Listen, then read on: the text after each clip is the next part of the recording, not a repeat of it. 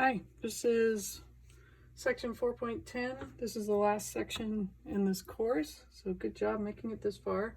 And what we're talking about here are being able to decide if a graph is a function just based off the picture. So it goes like this.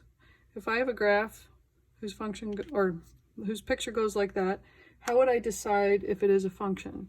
And the way you decide is you do what's called the vertical line test. So if I had a vertical line, which is a line going up and down, and if I could find a place where I could put that vertical line where it would touch more than one spot at the same time, then it's not a function. So in this case, if I put a vertical line here, it only touches one place. If I put one here, it only touches one place.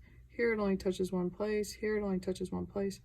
So there's nowhere on this picture that I could put a vertical line that touches in more than one place. So therefore it is a function by the vertical line test.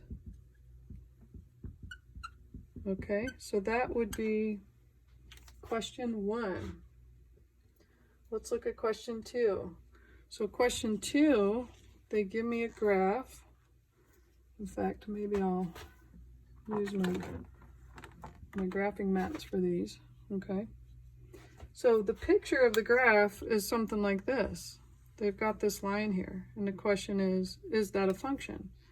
Well, no, that's not a function, because I could put a vertical line there and it would touch in a whole bunch of places. In fact, an infinite number of places. So therefore the answer to this one is no, it's not a function. Let's look at number 3. Number 3, the line looks something like this, right? So the question is it a function? Well, if my pen is my vertical line, it would only touch in one place there, one. There's no vertical line that I could put on there that would touch in more than one place for that line. So therefore the answer to this one is yes, it is a function. Number 4 has a picture that looks kind of like a V. This is an absolute value picture. Is it a function? Well, if I put a vertical line in, I can't touch in more than one place for any given vertical line. So the answer is yes, that is a function.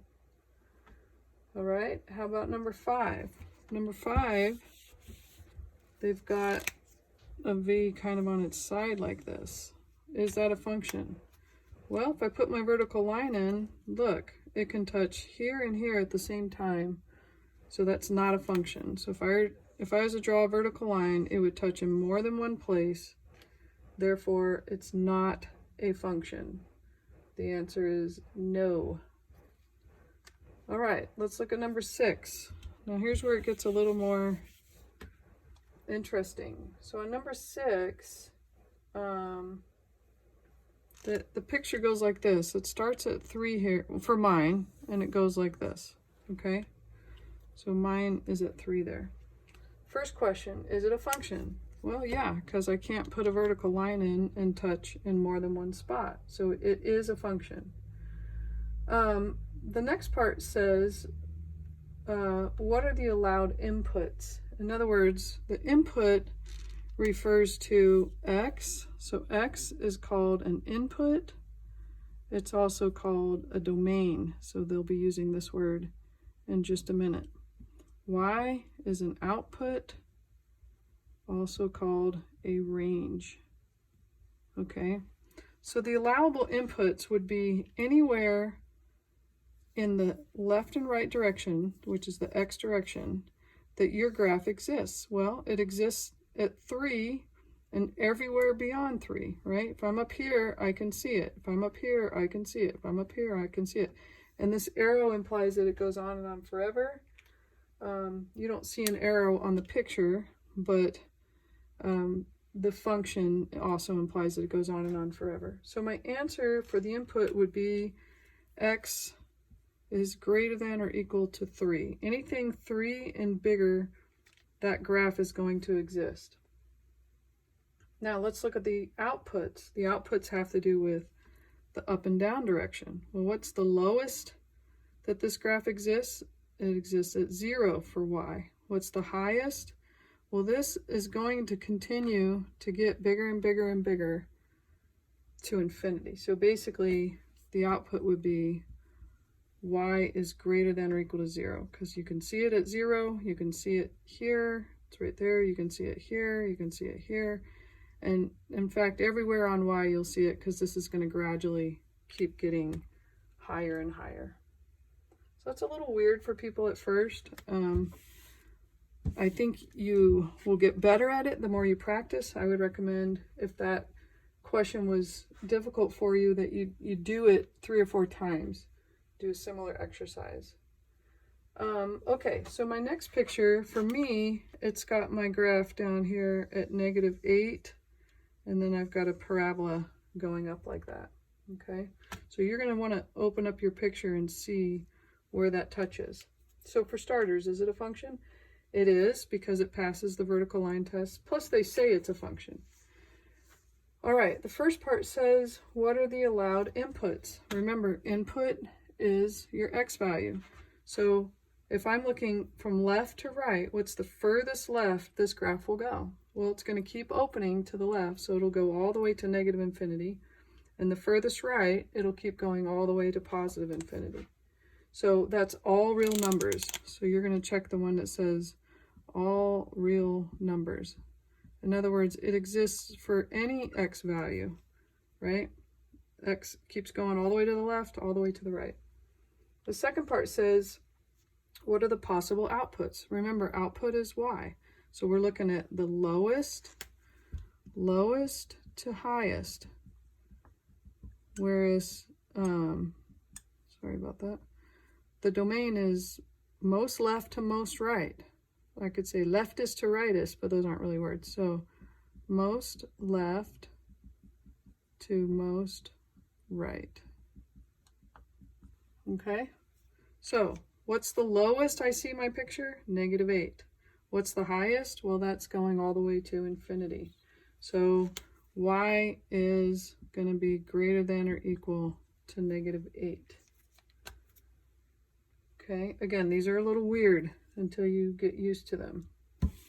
All right, let's look at the next one. So my next picture, the graph looks something like this. It kind of comes up and it hugs that line like that. And then here it's hugging the y-axis and then kind of comes like this. Okay, whoops. And it keeps, theoretically, it keeps getting closer and closer to this x-axis, closer and closer, closer and closer to the y-axis there and there. All right, so first part says, what are the allowed inputs? Remember, input is most left. How far left does that go? It keeps going to infinity, -infinity. How far right? It keeps going to +infinity, but it takes a break. Notice it never touches here at 0, okay? So therefore, what you have to say is the inputs would be all real numbers except for 0. Except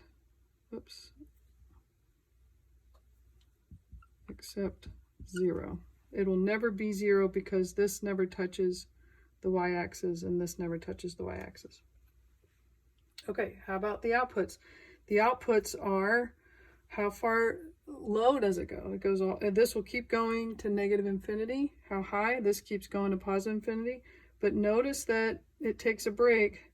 It never touches the part when y is 0. Here's y, here y is 0 all along here. It never touches that part. So it's going to be the same answer as we had for inputs. Okay. Let's look at number 9. So number 9 just gives us a line, and it looks like, well, mine looks like this, okay? This goes on and on.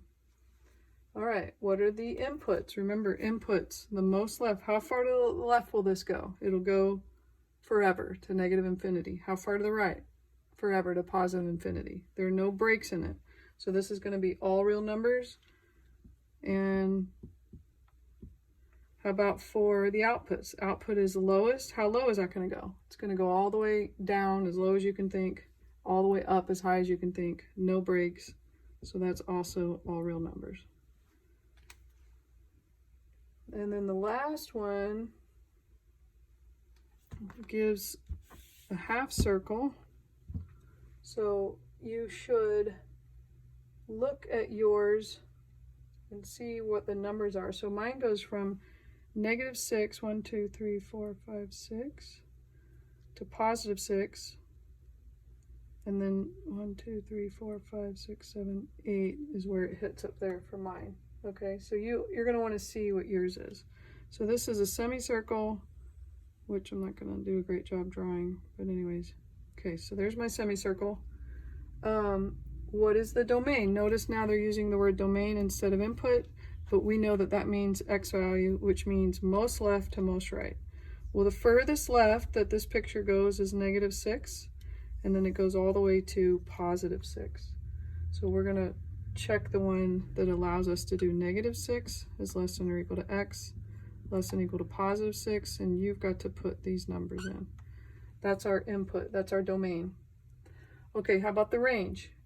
So again, notice they've switched words. They're using range, which means output.